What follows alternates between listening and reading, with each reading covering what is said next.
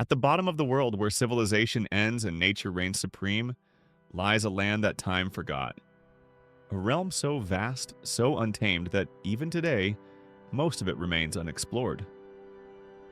This is Patagonia, 400,000 square miles of wilderness straddling Argentina and Chile, a place where ancient ice sheets hold secrets from 20,000 years ago, where mountains pierce the sky like jagged teeth, where winds scream at 120 miles per hour and weather changes in mere seconds. But beneath this savage beauty lies something far more intriguing. Archaeological evidence of human presence dating back 13,000 years. Lost civilizations, mysterious cave paintings that baffle scientists to this day, and glaciers that are disappearing before our eyes, revealing secrets that have been frozen for millennia. The question is, what will we find before it's too late? To understand Patagonia, you must first understand its scale. This is not a place you simply visit. It's a place that tests you, challenges you, and if you're not careful, it will consume you. Patagonia covers an area larger than California and Nevada combined, yet fewer than 2 million people call it home.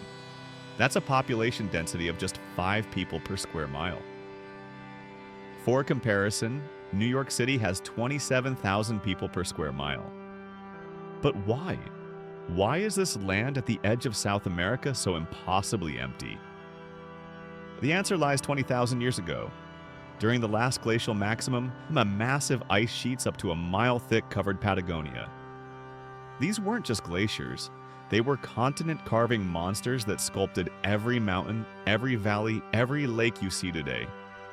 And here's what will blow your mind. Some of this ice is still here. This is Perito Moreno, one of the few advancing glaciers left on Earth. While glaciers worldwide retreat, this 3-mile wide wall of ice actually grows. Scientists don't fully understand why. Every few years it advances so far that it creates a dam, building pressure until the entire structure explodes in a spectacle that can be heard for miles. But Perito Moreno is just one of 48 major glaciers in the southern Patagonian icefield, the third largest ice reserve on the planet after Antarctica and Greenland. And it's melting fast. But long before modern explorers arrived, others were here. People who not only survived this brutal landscape, but thrived in it. This is the Cueva de las Manos, the Cave of Hands. Hidden in a remote canyon in Argentine Patagonia, this UNESCO World Heritage Site contains over 800 handprints. The oldest date back 9,000 years. Red hands, white hands, ochre and black, adults and children, all pressing their palms against the stone, leaving a message across millennia. But why? Scientists have debated this for decades. Was it ritual? Art? A rite of passage? Or something we can't even comprehend? And here's where it gets stranger. Similar handprint caves exist across Patagonia, thousands of miles apart. Same technique, same mystery, as if an ancient network connected these isolated communities. In 1936, archaeologists discovered something that changed everything.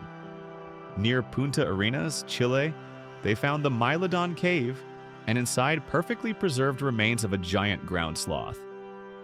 But here's the twist. Mixed with the sloth remains were human artifacts. Tools, fire pits, cut marks on bones. This meant something impossible. Humans and megafauna coexisted here far longer than anywhere else on Earth. The Tehuelche people, the indigenous inhabitants of Patagonia, had legends about these creatures. They called them giants who walked the earth. European explorers dismissed these stories as myths. They were wrong.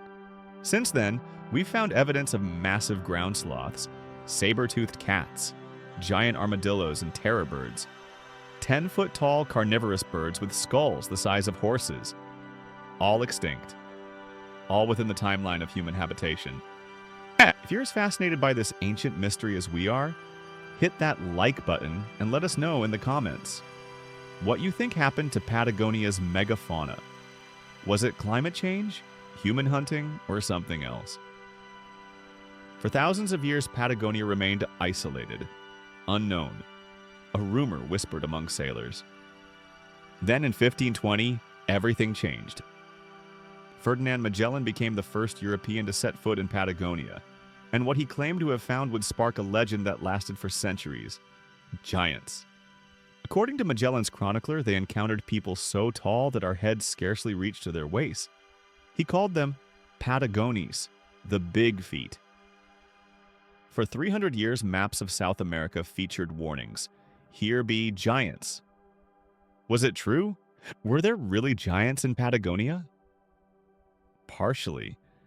The Tehuelche people averaged around 6 feet tall, significantly taller than 16th century Europeans who averaged 5 feet 4 inches.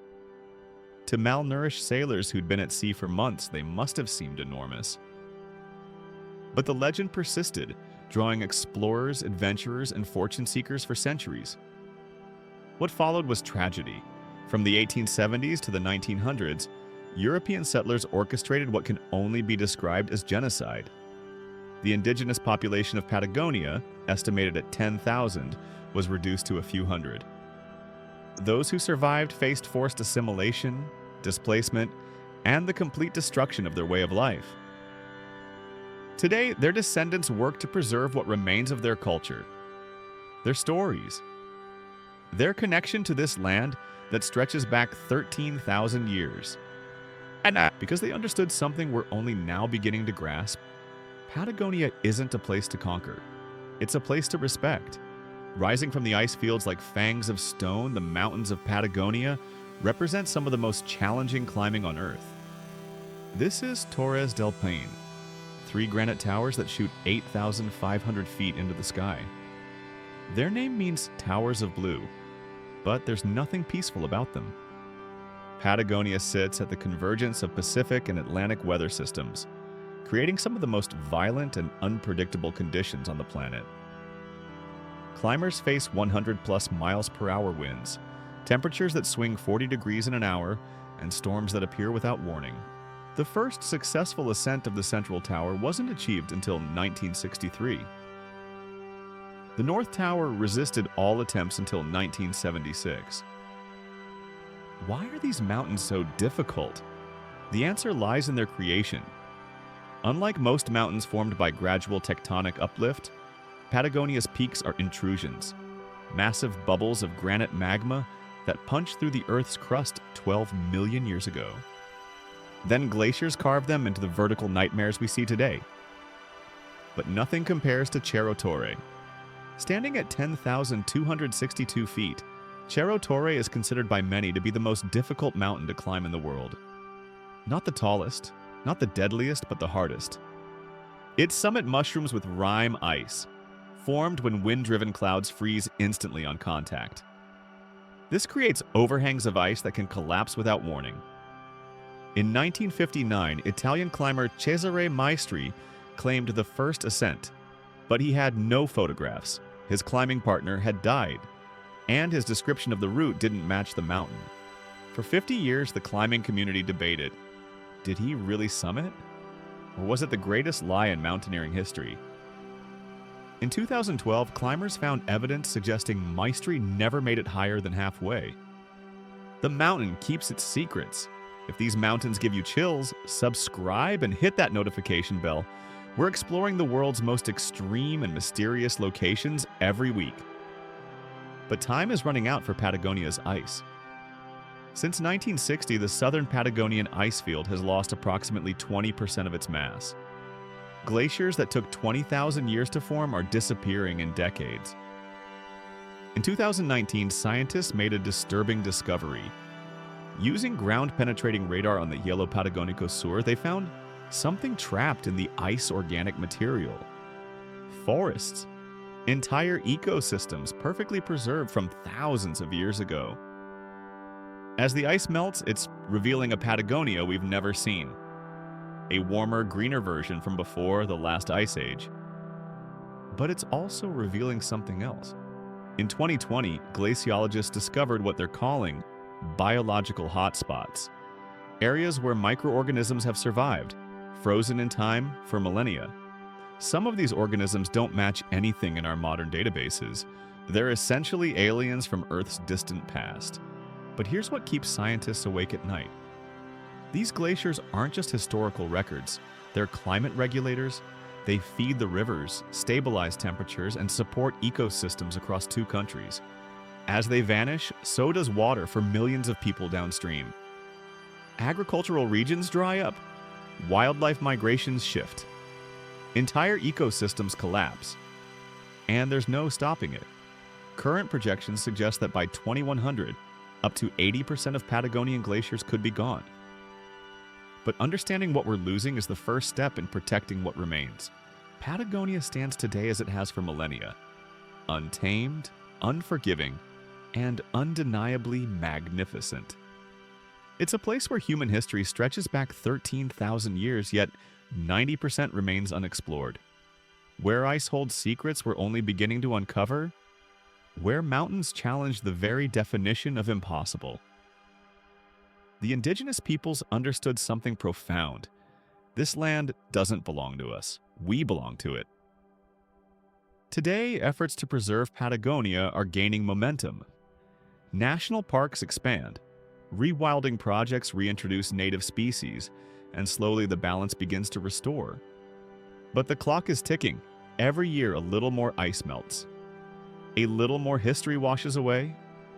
A little more of this untouched realm becomes just a memory. The question isn't whether Patagonia will survive. It's existed through ice ages, volcanic eruptions, and massive extinctions. The question is, will we be wise enough to protect it? Because at the edge of ancient ice at the bottom of the world lies not just a place, but a reminder of what Earth was before we changed it, and what it could still be if we choose to listen. If this journey to the edge of the world fascinated you, make sure to smash that like button. It helps us bring you more incredible stories from Earth's most remote corners. Drop a comment below. Would you brave Patagonia's brutal conditions? Or is there another remote location you want us to explore next? And if you haven't already, subscribe and hit that notification bell. We venture into the world's most mysterious, extreme, and beautiful places every single week. Because the Earth still has secrets to tell, we're just getting started.